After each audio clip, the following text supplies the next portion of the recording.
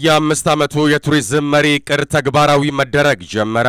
በቱሪዝሙ ዘርፍ የሚታዩ ችግሮችን በመፍታት ዘላቂ መፍትሄ መፍጠር ያስችላል የተባለው የአምስት ዓመቱ የቱሪዝም መሪ ዕቅድ ተግባራዊ መደረግ ጀምሯል። በአገሪቱ በተያዘው የእድገትና ትራንስፎርሜሽን ዕቅድ ዘመን ማብቂያ በቱሪዝም ዘርፍ ከ6 ቢሊዮን ዶላር በላይ ለማግኘት ታቅዶ እየተሰራ ነው። የቱሪስት ምልልስ መጠንን በተመለከተም አሁን ላይ ያለው 800 ሺህ የቱሪስት ቁጥር እስከ 3 እጥፍ የአገር ውስጥን ደግሞ ወደ 15 ሚሊዮን ለማድረስ ነው የታሰበው።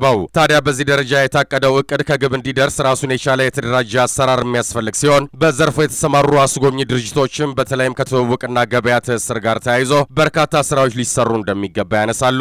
ለአብነትም በመዳረሻዎች አካባቢ የአገልግሎት አሰጣጡን የተደራጀና ምቹ በሆነ ሁኔታ ማድረግ ዕቅዱን ከግብ ለማድረስ እንደሚረዳ ነው አስጎብኚዎቹ የጠቀሱት። የኢትዮጵያ ቱሪዝም ድርጅትም በዚህ ዙሪያ ችግሮች እንዳይከሰቱ ጥናት ሲደረግ ቆይቶ ጥናቱን ከነባራዊ ሁኔታ ጋር በማሳሰር አሁን ላይ የ5 ዓመት ስትራቴጂክ ዕቅዱን ወደ ትግበራ ምዕራፍ አሸጋግሯል። የድርጅቱ ዋና ስራ አስፈጻሚ አቶ ሰለሞን ታደሰ መሪ ዕቅዱ በዘርፉ የሚሰማሩ ባለሀብቶችንም ሆነ ባለሙያዎች የሚያገዝ የራሱ አሰራርን እንደያዘ አንስተዋል። ዕቅዱ በተደራጀ ሁኔታ መዳረሻዎችን፣ መሰረተ ልማትንና መሰል ልማቶችን ለማስፋፋት የሚያስችል ሲሆን የገበያ ትስስርና የማስተዋወቅ ስራው በዚህ መሪ ዕቅድ ከፍተኛ ትኩረት ተሰጥቶታል ነው ያሉት። የቱሪስቶችን ፍላጎት ለማሟላት የሚያስችሉ ዘመናዊ አሰራሮችም እንደተዘረጉና ከነዚህም መካከል አንዱና ዋነኛው ዘመናዊ ቴክኖሎጂን በመጠቀም አገልግሎት መስጠት ሲሆን ከዓለም አቀፍ መገናኛ ብዙሃን ጋር አብሮ መስራት የሚለውም ይገኝበታል። በኢንተርኔትና መሰል ግንኙነቶች ስለ ዘርፉ በቂ መረጃ ማግኘት የሚያስችልና ከዚህ በተጓዳኝ በአካል ቀርቦ መረጃዎች ለማግኘት የመረጃ ዴስኮች ተዘጋጅተዋል ብለዋል ዋና ስራ አስፈጻሚው። መሪ ዕቅዱ ከቴክኖሎጂ ስራ ጋር ተያይዞ ያለው ተግባር ወደ መጠናቀቁ የተቃረበ ሲሆን የሞባይል መተግበሪያ ማለትም አፕሊኬሽን መልቀቅና